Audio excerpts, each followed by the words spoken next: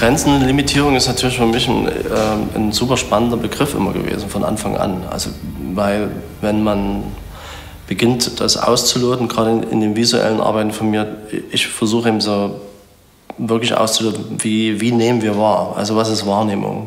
Also wo hören wir auf, bestimmte Sachen wahrzunehmen? Also wo werden Bilder, wie werden überhaupt Bilder produziert über unser Gehirn, wie werden die gedreht, wo wird das Auge schwach, also, oder wo sehen wir Farben, wo keine Farben sind. Das sind alles so ganz interessante Sachen für mich gewesen. Genauso im Sound, ganz hohe Frequenzen, ganz niedrige Frequenzen.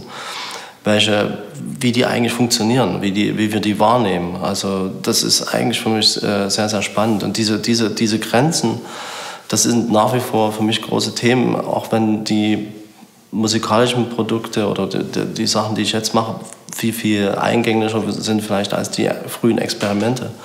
Aber das Wissen um diese Limitierung und Grenzen, das ist im Hintergrund immer dabei.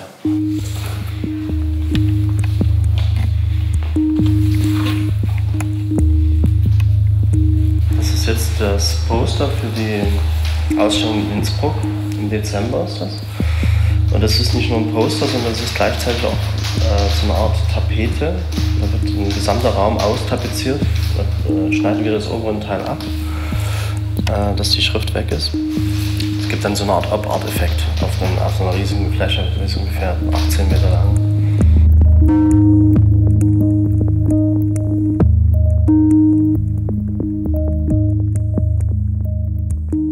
Wissenschaft ist wirklich ein spannendes Thema und das ist so eine große Inspirationsquelle, weil wenn man eigentlich immer versucht, neue Wege zu beschreiten und mit der Musik, die ich jetzt entwerfe, versuche ich schon eine Art von Soundästhetik zu wählen, die jetzt nicht retro beschreibbar ist, also die schon versucht, irgendwie nach vorne zu blicken. Und in dem Zusammenhang sind natürlich wissenschaftliche Forschung und Ergebnisse immer eine große Inspiration. Also wenn man liest, jetzt über CERN in der Schweiz, also Teilchen, was sind die kleinsten Partikel der Welt oder so. Also das sind für mich tolle Ansätze, auch Inspirationsquellen. Was fantastisch ist zum Beispiel, wenn man über Sound begreift, dass Sound einfach nicht nur das musikalische Spektrum ist, was wir oft begreifen, sondern dass Sound eben sehr, sehr viel mehr leisten kann. Also dass Sound, in den 20er Jahren gab es Waschmaschinen, man kann mit Sound Energie herstellen, es gibt Phänomene wie kleine Lichtblasen, Bubble-Sonolumineszenz nennt sich das. Das sind wissenschaftliche Phänomene, die sind bis heute ungeklärt, warum die und wie die entstehen. Aber das sind alles Phänomene, die mit Sound zu tun haben. Und das ist natürlich fantastisch und das interessiert mich. Also das sind immer wieder tolle Ansätze und auch in gewisser Weise auch Inspirationsquellen.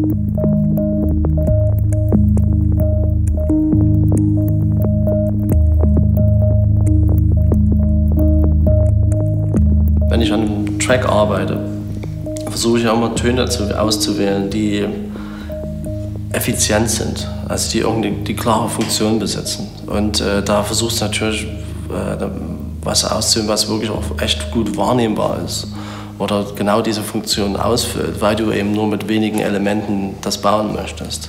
Das heißt, du überprüfst jedes einzelne Element eigentlich so 3-4 Mal. Und diese Elemente herzustellen, ist eigentlich auch der längste Zeitraum immer. Du bastelst wirklich an den kleinen Sounds ewig.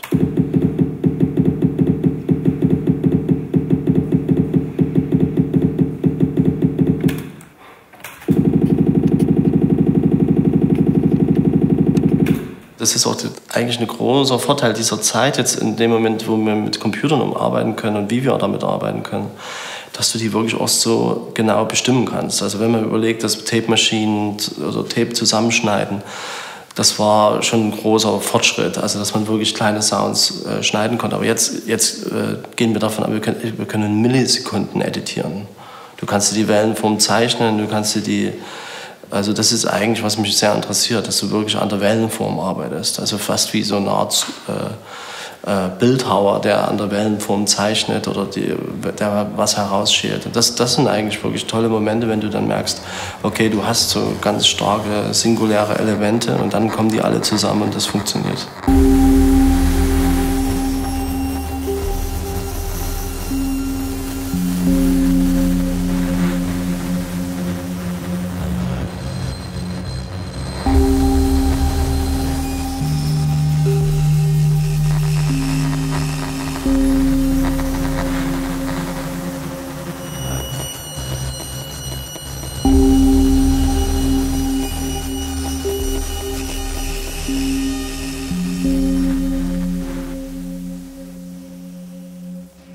was ich eigentlich mag, ist eigentlich schon den Moment des Zufalls oder diese magischen Momente, wo die Dinge auf einmal entstehen. Das ist schon sehr wichtig beim Produzieren von Musik.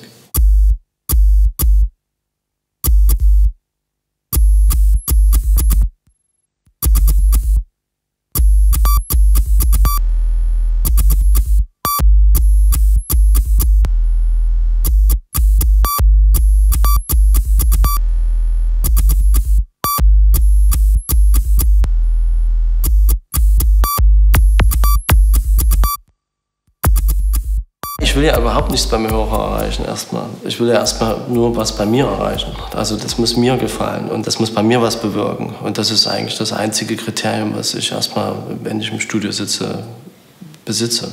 Und ob das dann genauso ankommt nach draußen, das ist ja immer noch die zweite Frage. Das ist dann meistens, nachdem man die Sachen veröffentlicht hat, merkt man, okay, jetzt hat man es rausgegeben, jetzt ist man gespannt, wie ist das Feedback. Aber in erster Linie produziert man eigentlich ein Statement von sich selber.